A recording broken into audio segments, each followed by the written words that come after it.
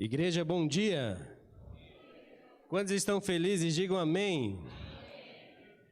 Rapaz, olha, fica tranquilo que tudo isso que a nossa irmã Lília falou é porque eu já estou de idade. E a idade vem chegando, rapaz. E eu lembro quando eu era jovem, eu falava, rapaz, eu quero ter cabelo branco, e nem daquele jovem, cabelo bonito. Mas sabe qual é a frustração da vida?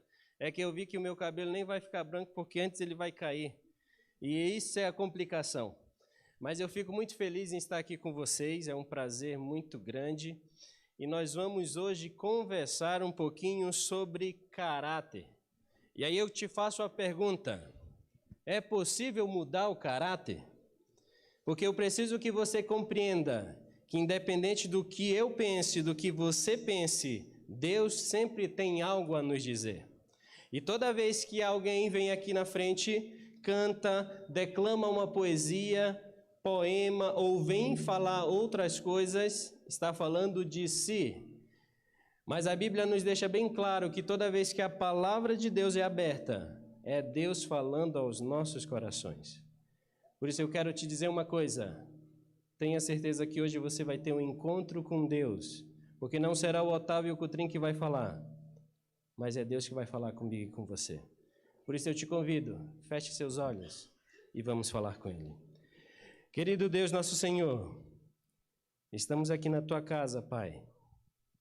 O Senhor conhece nossas aflições, nossas angústias e transtornos. Por isso, usa-nos, que somente a Tua palavra, somente a Tua voz possa ser ouvida. Em nome de Jesus. Amém. Toda vez que você pega uma palavra, você precisa entender o conceito dessa palavra. E quando você vai entender um pouquinho sobre caráter, você vai ver que é um conjunto, ou seja, são várias coisas que estão ligadas aos nossos traços, ou seja, somente indivíduo, ser humano, tem caráter. E isso é tão importante você saber que o caráter hoje não tem uma definição, além de não ter uma definição totalmente definida, existem três principais vertentes que falam quando é que o caráter está pronto.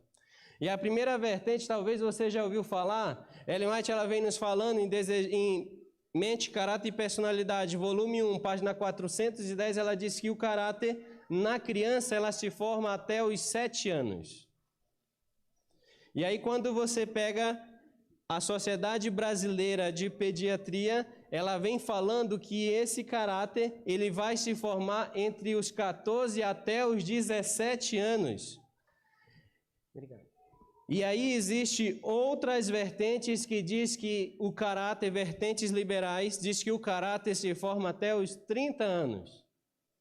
E aí eu te pergunto, o que a Bíblia vem falando para mim e para você? Hoje nós vamos pesquisar bastante na Bíblia. O primeiro verso está lá em Mateus. Vai lá. Livro de Mateus, capítulo 11. Primeiro livro da Bíblia. Mateus, no capítulo 11. Vai lá, livro de Mateus, capítulo 11. Se você não tem Bíblia, senta pertinho de quem tem. E eu quero começar esta mensagem de hoje com um convite que Deus faz para mim e para você. E lá no livro de Mateus, no capítulo 11, a partir do versículo 28, eu e você já sabemos esse verso, muitos sabem ele de cor. E lá na minha e na sua Bíblia, diz assim, vinde o quê? Vinde a mim, todos vós que estáis cansados e sobrecarregados, e eu vos... E ainda continua dizendo, tomai sobre vós o meu quê?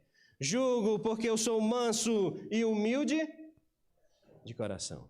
Eu quero que você compreenda esse verso para você entender a mensagem de hoje. Deus, ele chega para mim, para você e fala assim, filho, filha, quer ser feliz? Então faz o quê? Vem a mim. Mas só que ele diz assim, ó, vem a mim do jeitinho que você está, mas presta atenção que quando você chegar a mim, você tem que colocar o meu jugo. E quando você pega um texto, você precisa entender o contexto, senão ele vira pretexto para você fazer qualquer coisa.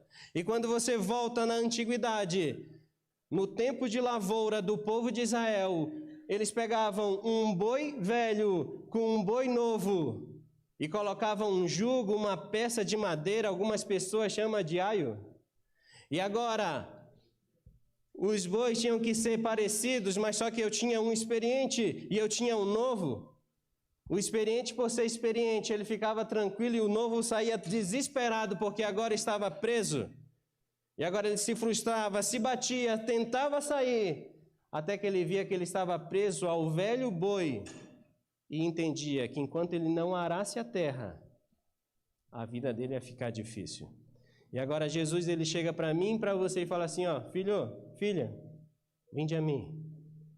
E você só vai ser feliz se você andar do meu lado. Mas agora eu te pergunto, quantos aqui querem se salvar? Todos, né? Jesus nos ama, sim ou não? Sim. Jesus quer salvar a nós, sim ou não? E olha, a Bíblia fala em 1 Pedro que nós estamos salvos desde a fundação do mundo, mas sabe qual é o complicado e o complexo da Bíblia? Se Jesus me ama, eu quero me salvar, e nós estamos salvos desde a fundação do mundo. A pergunta que vem, por que é que o número de perdidos vai ser que nem a areia do mar? Eu quero, Jesus quer, Ele me ama, está tudo certo. A pergunta que vem é, por quê?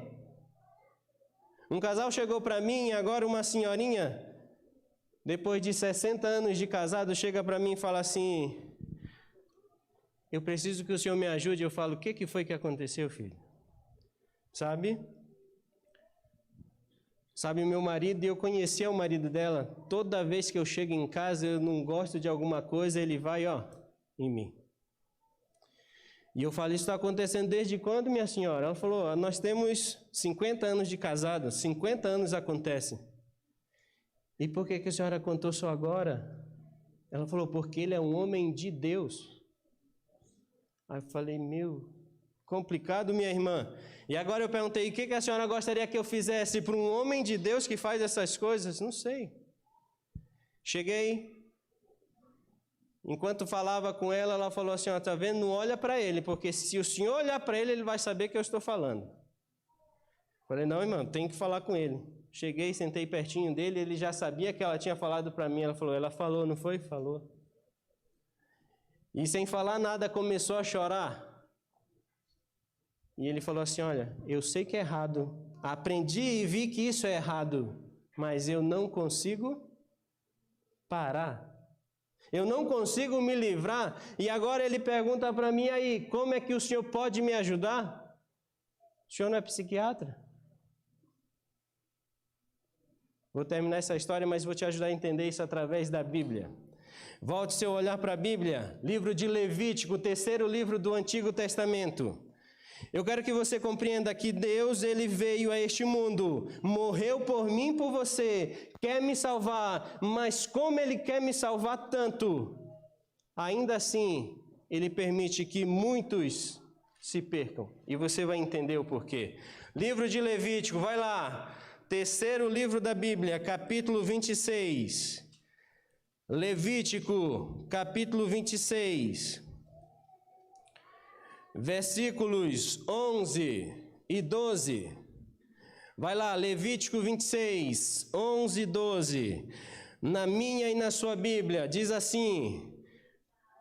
Vai lá, Levítico 26, 11 e 12. Diz assim, porei o meu tabernáculo no meio de quem?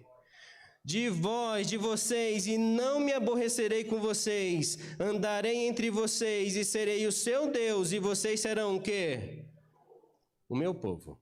Quando você pega o Antigo Testamento, foi escrito em hebraico, e o hebraico mais moderno chamado aramaico, e agora quando você pega no original a palavra andar, quer dizer halak.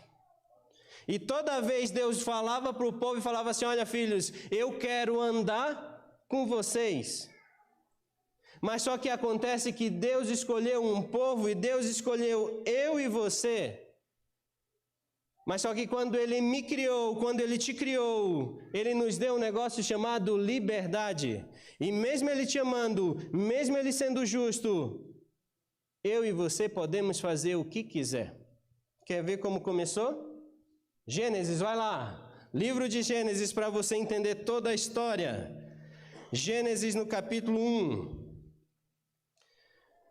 A história conta, e a Bíblia começa dizendo assim: no princípio criou Deus o céu e a terra era sem forma e vazia, havia trevas sobre a face do abismo, e o Espírito de Deus pairava sobre as águas. Primeiro, segundo, terceiro, quarto, quinto dia, tudo era bom. E agora no sexto dia, obra-prima da criação, um homem zarrão, grandão, bonitão, Deus cria, sopra na narina, Adão levanta e fala: oi pai, e Deus fala: oi filho. Tudo perfeito, animais, coloca o nome, e agora ele sente falta, pesado sono cai. E agora Deus tira da costela de Adão uma linda mulher e que ele pôs o nome de Eva. Capítulo 1, versículo 26, no finalzinho, vem falando para mim e para você, vai lá. Deus decide, e disse Deus, 1:26, façamos quem? O homem, a nossa imagem, conforme a nossa semelhança. Eu e você somos feitos semelhante, parecido com quem? Com Deus. Se eu e você somos parecidos com Deus, o versículo 27 continua dizendo assim: assim Deus criou o ser humano à sua imagem, a imagem de Deus o criou, homem e mulher, fez o quê? E agora imagina você a cena, Deus todo animado, olhou aquele homem lindo, aquela mulher linda, e agora no versículo 31 do capítulo 1, no finalzinho, Deus diz o quê? Viu tudo que havia feito, e eis que era o quê? Não bom. Era o quê? Era muito bom. 5 vezes Deus fala que é bom, mas a sexta ele fala: olha, você não é só bom, você é bom demais. Mas agora eu te pergunto, por que as coisas deram errado? A história conta que Deus, quando criou eu e você, Ele colocou, entrou em mim, teve em mim uma natureza divina, celestial, em que obedecer é como respiração. Lembra quando você começa a perceber sua respiração? E agora você, frustrado com a vida, você fala: rapaz, eu vou morrer sem ar. E aí até você segura o nariz, fecha o nariz, e o que acontece? Consegue? Não. E agora deixa de contar o ar e volta o que? A respirar. Assim era obedecer antes do pecado entrar, era que nem respirar. O tempo passou, Eva comeu o fruto, escolheu comer, deu para Adão, e agora Adão escolheu amar mais a Eva do que a Deus. E aí a primeira doença do mundo entrou. Capítulo 3 agora, vai lá. Gênesis 3. A história conta que naquele momento, a roupa, a vestimenta que eles estavam saíram, viram que estavam nus e decidiram se esconder. Em Patriarcas e Profetas, Ellen White, ela vem parafraseando, dizendo que em toda virada, primeiros escritos também falam que toda virada, virada do dia, Jesus vinha conversar com eles. E não foi diferente nesse dia.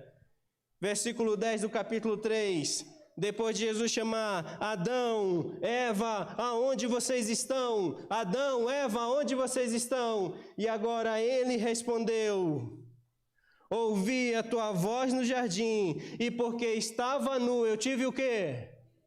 Medo. Primeira doença que entrou no mundo foi o medo. Não entendeu isso? Romanos 5 agora, vai lá. Romanos 5.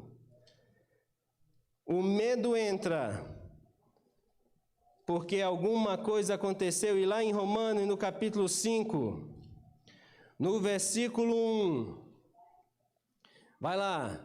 Nós começamos a ver que o medo entra toda vez que eu me afasto de Jesus, o medo aparece, o medo toma conta de mim. E capítulo 5, no versículo 1 de Romanos diz assim: justificados, pois, mediante a fé temos o quê? Paz com Deus por meio do nosso Senhor Jesus Cristo. Deixa eu te falar uma coisa. Quando eu estou com Jesus, eu tenho o quê? Paz. Toda vez que eu me afasto de Jesus, o que entra em mim? Mas, doutor, eu ouvi lá na escola, lá na faculdade, que o medo é bom. Tá bom. E agora imagina que o medo, você acredita que o medo é bom, e eu não vou dizer para você que o medo não é bom. Mas agora imagina que o medo que você acha que é bom, acontece uma situação e agora você vê que você está em perigo e vem uma pessoa. E essa pessoa, ela vem fazer algo ruim. Na tua frente, um muro de 4 metros e você só com 1,52 m. E a tua única opção é o quê? Pular o muro. E agora você libera adrenalina, noradrenalina e catecolamina, e agora os músculos contraem, toda a força, todo o sangue vai para as pernas. E agora você consegue o quê? Pular. E agora, quando imagina você 1,52 m, aquilo que era 1,52 m com 4 metros, quase 6 metros, e agora você cai e as pernas ficam bem porque você está aquecido, o que você sente no outro dia? Dor. Medo. 99% das vezes não é bom. Pode até te livrar do perigo, mas não é algo originário de Deus. O tempo foi passando, os filhos de Deus começaram a ver as filhas dos homens, se casaram, o povo cresceu. Abraão, sai da tua terra, da tua parentela e vai para o lugar que eu te mostrarei. Sê tu, Abraão, uma bênção. Chega Isaac, vem Jacó, 12 filhos, 12 tribos. E agora Deus escolhe um povo chamado Israel para ser uma bênção, para ser luz e para fazer a diferença. E agora está aqui eu, você, todos nós, para entender o que Deus quer de mim. Depois que tudo isso acontece, eu começo a entender que Deus, ele chama um povo, e toda vez que aquele povo se afasta de Deus, consequências acontecem. E aí eu te pergunto, Deus perdoa pecado, sim ou não? Mas Deus nunca tira consequências de pecado. E é isso que é dolorido. E olha o que diz em Deuteronômio, vai lá. Deuteronômio, capítulo 10. Deuteronômio 10. A partir do versículo 12. Vai lá, busque na Bíblia para você compreender, porque a própria Bíblia diz que é nela que nós temos a vida eterna. E agora Deus fala para aquele povo e fala para mim e para você, Israel moderno, dizendo assim: e agora, Israel, o que é que o Senhor quer? Já orou assim? Senhor, Senhor, o que o Senhor quer de mim? Já orou? Lembra quando você ora e fala assim: Senhor, Senhor, fala para mim, se o Senhor falar eu vou fazer. E Deus fala, olha lá. Versículo 18, e agora Israel, o que é que o Senhor requer de vocês? Não é que vocês temam o Senhor seu Deus, andem em todos os seus caminhos, amem e sirvam ao Senhor seu Deus de todo o coração e de todo o quê? A tua alma. Eu lembro quando eu era jovem, eu sou filho de pastor, irmão de pastores, e eu lembro que nós sempre tínhamos que fazer conferências. E agora eu estava acompanhando um senhor, e eu lembro que meu pai falou assim: olha filho, você vai acompanhar esse senhor para vocês fazerem ficha de batismo. E agora nós saímos, isso era longe, isso era lá em Belém. E agora fazendo ficha de batismo, tinha só um senhorzinho que já estava quase decidido, e agora um irmão, seus 30 anos de igreja, chega lá para o irmão e falou assim: o senhor quer se batizar? E o irmãozinho falou assim: olha, eu até quero, mas só que eu gosto de café. E aquele irmão muito correto falou: olha, se o senhor tomar café, o senhor não pode se batizar. E agora o irmão falou, ficou um pouquinho indignado e começou a citar todos os malefícios do café. E ele falou assim: olha irmão, se o senhor não parar de tomar café, sabe, os neurônios vão degenerar, o senhor vai ficar com dificuldade, dói as articulações, e ainda assim, e acima de tudo, irmão, o senhor vai ficar super impaciente. E aquilo foi um argumento lindo. E agora o irmão falou, então eu vou me batizar e vou parar de tomar café. Passou-se 1 ano. Nós ficamos lá ajudando a cuidar da igreja. E aquele irmão virou minha dupla missionária. E aquele irmãozinho, ele parou de ir na igreja. E agora ele permitiu que nós fôssemos logo de manhã cedinho. E agora quando nós chegamos, café da manhã, o irmão pediu para nós entrarmos. Sentamos para fazer o de jejum. E agora, sabe o que nós vimos lá na mesa? Café. Aquele senhor, minha dupla missionária, falou, mas irmão, eu não lhe falei que não podia tomar café? Eu não lhe falei, agora ele começou a ficar irritado e começou a falar de todos os malefícios. E aquele irmãozinho, se afastando da igreja, chega e fala assim, mas eu que tomo café e o senhor que fica irritado? Sabe o que essa história nos mostra? Que muitas vezes a teoria é muito mais forte do que a prática que eu e você temos. Mas talvez você não esteja compreendendo como isso te leva longe. A Bíblia é um livro, 66 livros, cheio de teoria, mas de nada adianta essa teoria se eu não pôr na prática aquilo que Deus quer o quê? De mim. E agora Deus, ele chega para mim, para você e fala assim, filha, presta atenção, anda no meu caminho, vem a mim, fica do meu lado, porque só assim você vai ser o quê? Feliz. Mas talvez eu esteja falando para pessoas que oram, que buscam a Deus e falam assim, Senhor, por quê? E possivelmente eu esteja falando para pessoas que já ouviram um discurso, talvez aqui na frente, onde pregadores, pastores, irmãos falam assim, olha, o verdadeiro cristão não fala o porquê, mas sim, mas isso não é real, senão Jesus não seria o primeiro cristão, porque ele lá na cruz, ele fala o quê? Pai, por quê? É normal eu perguntar? Somos racionais, é normal eu questionar, mas a questão que fica é, filha, presta atenção, o que você está fazendo na igreja? Será que está valendo a pena você vir aqui? Sábado, domingo, quarta, devolve dízimo, gratidão é oferta, é legal com os irmãos. E aí eu te pergunto, vale a pena estar na igreja? Sabe por que eu te falo isso? Porque se você não é 100% de Deus, você é 100% de Satanás. E sabe, isso é tão certo que Malaquias vem falando, vem exortando eu e você. Vai lá, livro de Malaquias, último livro do Antigo Testamento. Malaquias no capítulo 3. Vai lá, busquem na Bíblia. Malaquias, capítulo 3. O versículo agora é o versículo 7. Deus, ele vem falando para mim e para você, filho, presta atenção, porque isso é um problema crônico, não é só teu. Desde quando eu falei para Adão ser uma bênção, muitos escolheram me seguir, mas outros escolheram apenas me olhar.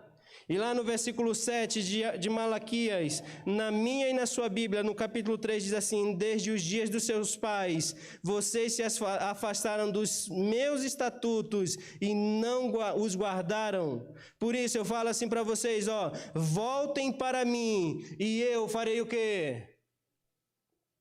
Eu volto para vocês.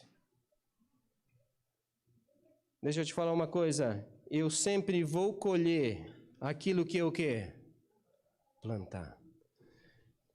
Eu só posso dar, meu querido, aquilo que eu tenho. E toda vez que eu compreendo isso, eu começo a entender que é possível estar na igreja, mas não estar com quem? Com Jesus. Queridão. Mas sabe qual é a dificuldade disso? Que o contrário é verdadeiro, é impossível estar com Jesus, mas estar na igreja. E aí eu te pergunto, por que você está aqui? Qual é o motivo da tua vinda aqui neste lugar? Nós vamos ler mais 4 versos e entender através de uma história. O primeiro verso está lá em Isaías, vai lá. Isaías, Livro de Isaías. O capítulo é o capítulo 1. Isaías no capítulo 1. Versículos 2 em diante. Na minha e na sua Bíblia. Deus, Ele vem chamando eu e você, porque Ele me ama, porque Ele te ama e quer nos salvar. E a partir do versículo 2, Ele fala assim: escutem, ó céus, e ouça, ó terra, porque o Senhor é quem fala. Criei filhos e o fiz crescer, mas eles se revoltaram contra mim. O boi conhece o seu dono, e o jumento o lugar onde lhe dão comida. Mas Israel não tem conhecimento, o meu povo não entende.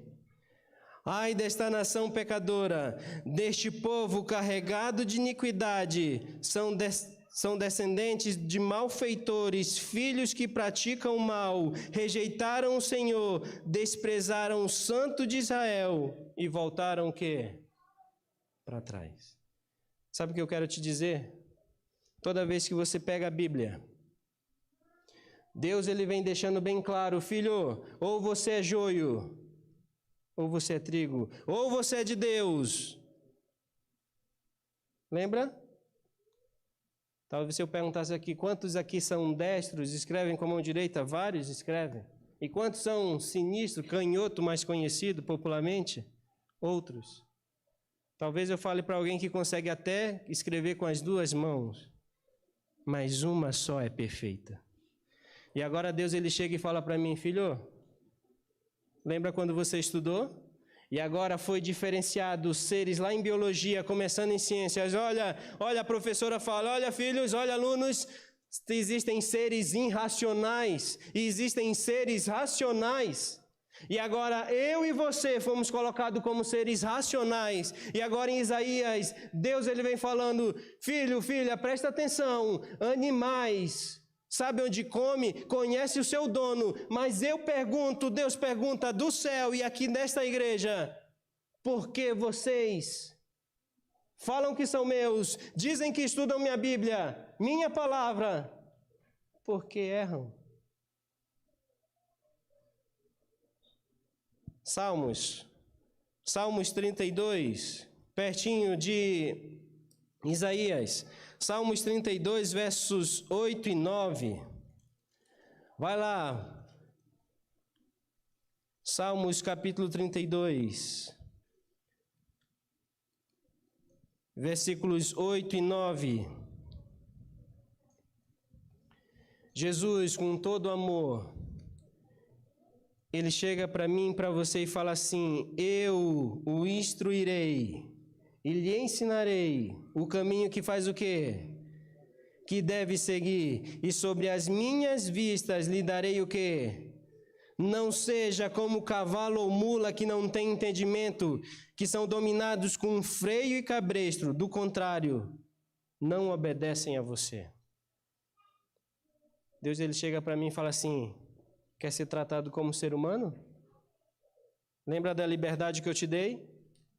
Então presta atenção, porque enquanto Deus é amor, se eu não aceito a Deus, automaticamente Satanás se torna comandante da minha vida.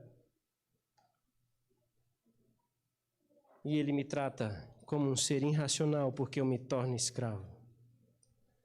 Lembra de Manassés? Manassés, um rei de Israel, que disse não, não, não, e agora, quando o inimigo vem, pega Manassés, coloca uma argola no seu nariz, cartilagem, e agora amarra ele a um boi e é levado até a capital chamada Nínive. E agora imagina você a cena, Ellen White descreve que ele chegou arrependido. Eu te pergunto, lembra? Você já ouviu aquele ditado: olha, se não vai pela dor, se não vai pelo amor, mas não é real, porque diz o quê? 1 João 4,8, aquele que não ama, porque Deus é o quê? Livro de Jeremias, vai lá. Jeremias capítulo 6.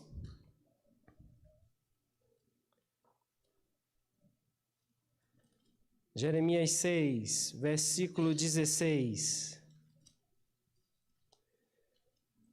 Jeremias capítulo 6, o versículo é o versículo 16. Jesus diz assim para mim, para você: assim diz o Senhor, ponha-se à beira dos caminhos e olhem, perguntem pelas veredas qual é o bom caminho, andem por eles e vocês acharão o quê? Descanso para a sua alma. Lembra de João 14, versículo 6? Jesus ele fala assim: eu sou o caminho, a verdade e a vida. Lembra de Agar?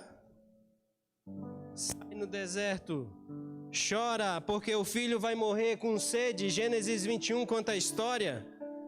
E agora Agar chora a 30 metros do filho e fala: meu filho vai morrer porque está com sede. E agora o anjo de Deus aparece e fala assim: Sara, Agar, o que foi que aconteceu? Não tenha medo. E agora o medo sai, a paz entra. E agora os olhos de Agar se abrem. E do lado ela olha o quê? O poço, e enche de água. Lembra quando você ora? Oh, meu amigo, a bênção está do seu lado. Ah, Senhor, eu não tenho emprego. Ah, Senhor, meu filho está drogado. Senhor, eu escolhi uma profissão que não dá nada. Filho, fica na paz. Tem 5 anos, vai fazer 6 anos que eu estou na medicina. Já entrei mais velho. Eu lembro quando eu era pequeno, por várias vezes Deus me ajudou, mas ainda assim eu reclamei. Agora imagina você a cena: nasci com pé torto, congênito, asma cardíaca e era vesgo. É muito amor de Deus. E eu lembro que desde pequeno eu falava assim: pai, eu quero ser médico. E quando eu estava fazendo a faculdade, eu queria ser ortopedista. Tinha passado pela fisioterapia, educação física, falei: vou ser ótimo. E lá eu decidi fazer a psiquiatria, por alguns motivos. Mas tudo começou quando eu estava na Bolívia, fiz meu primeiro ano. E lá a Gabriela, minha esposa, ficou grávida da nossa terceira filha, a Giovana. E lá era difícil, as coisas complicadas, e eu tentando ser jogador, pensando na vida. Tinha um jovem que falou: rapaz, eu preciso ir embora. Eu falei para ele, ele falou: rapaz, eu conheço o Dr. Milton Afonso. Falei: preciso do contato dele. Ele me passou o contato. Liguei 16 vezes para falar com ele. Nunca falei até hoje. Na 17ª consegui falar com a secretária dele, Dona Laura. Eu falei assim: Dona Laura, olha, Dona Laura, já tinha mandado um e-mail, a foto da família. Falei: senhora lembra de mim? Ela falou: lembro. Eu preciso voltar para o Brasil. Ela falou: mas não tem mais bolsa. E fui insistindo, e eu olhava, enquanto isso lá na Bolívia não tinha orelhão naquele tempo, era cabine telefônica, e eu olhava que já estava acabando meu dinheiro. E eu falei assim: Dona Laura, dá para mim aquilo que a senhora daria melhor para Jesus. De melhor a senhora daria para Jesus. Ela falou: 80% dá? Eu falei: dá. Ela falou: então faz tua parte que eu faço a minha. Pensei que ela tinha ido perguntar para o Dr. Milton, mas não, hoje eu sei que ela era a que decidia. Cheguei em casa, falei assim: amor, vamos embora que eu ganhei uma bolsa. Vocês sabem como é mulher, né? Mulher precisa ver para crer. Mas como, amor? A mulher me falou por telefone. E ela chegou para mim e falou assim: amor, se nós formos embora e der tudo errado, nunca mais medicina. E eu engoli seco e falei: beleza. Gabriela veio embora para o Brasil. Comecei a fazer todo o processo de transferência. Cheguei, eram 4 vagas na Unisa, Universidade de Santo Amaro. 4 vagas. 3 fases, 165 inscritos.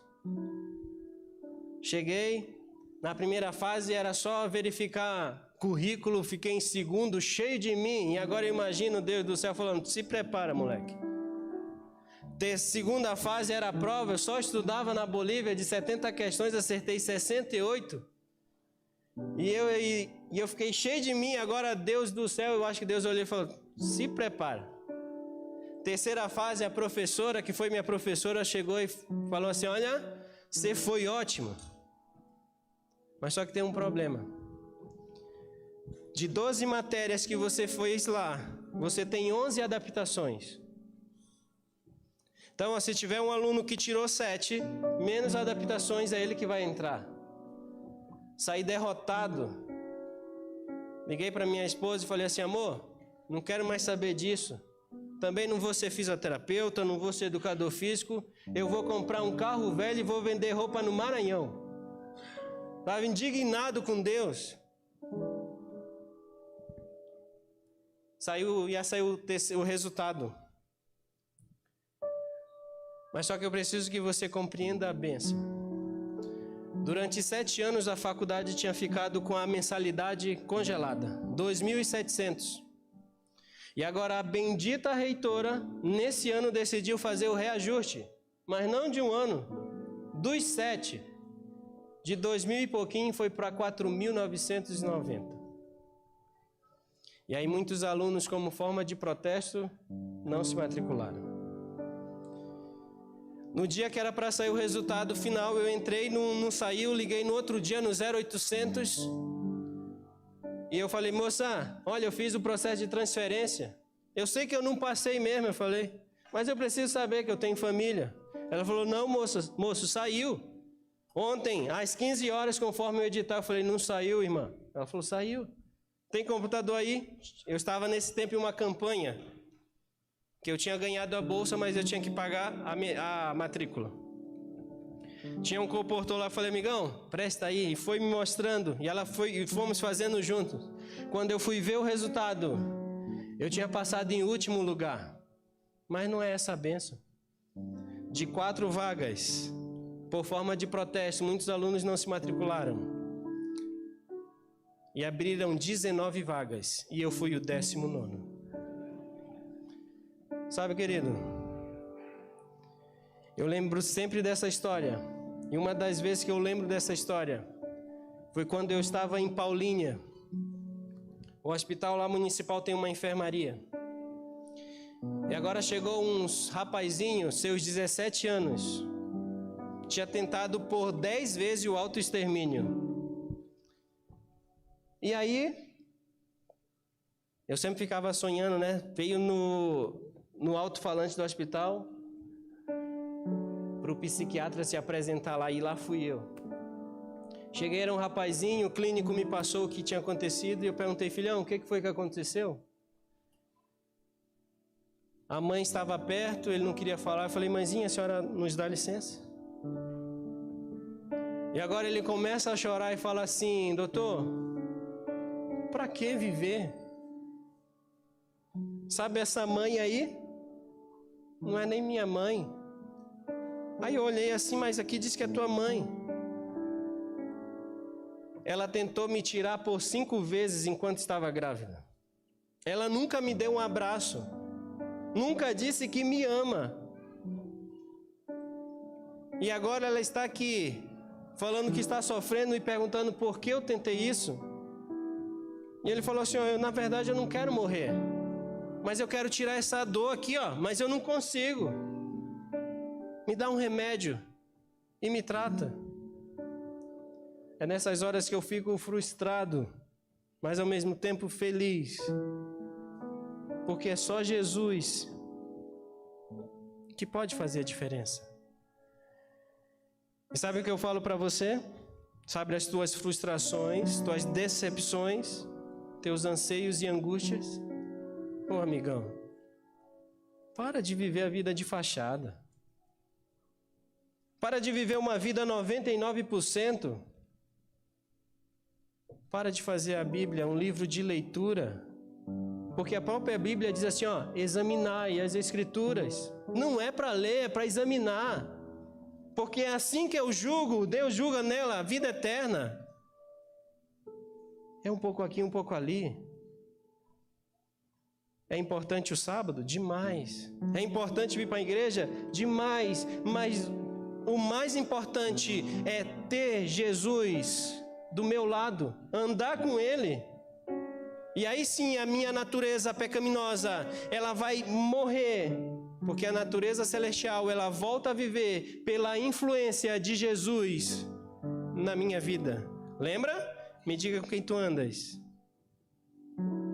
Aí eu digo quem tu és. Nós vamos ter uma mensagem musical agora. Enquanto essa mensagem musical for cantada, eu queria te fazer um convite. Jesus nos deu liberdade lá em Apocalipse 3:20. Pode ficar aqui. Apocalipse 3:20, Jesus diz assim, eis que estou à porta e bato. Se alguém ouvir a minha voz e abrir a porta, eu vou entrar, eu vou ceiar e eu vou fazer a diferença. Sabe, querido, para de andar sozinho. Quer o céu? Aceite o Senhor do céu aqui na terra e ande com Ele.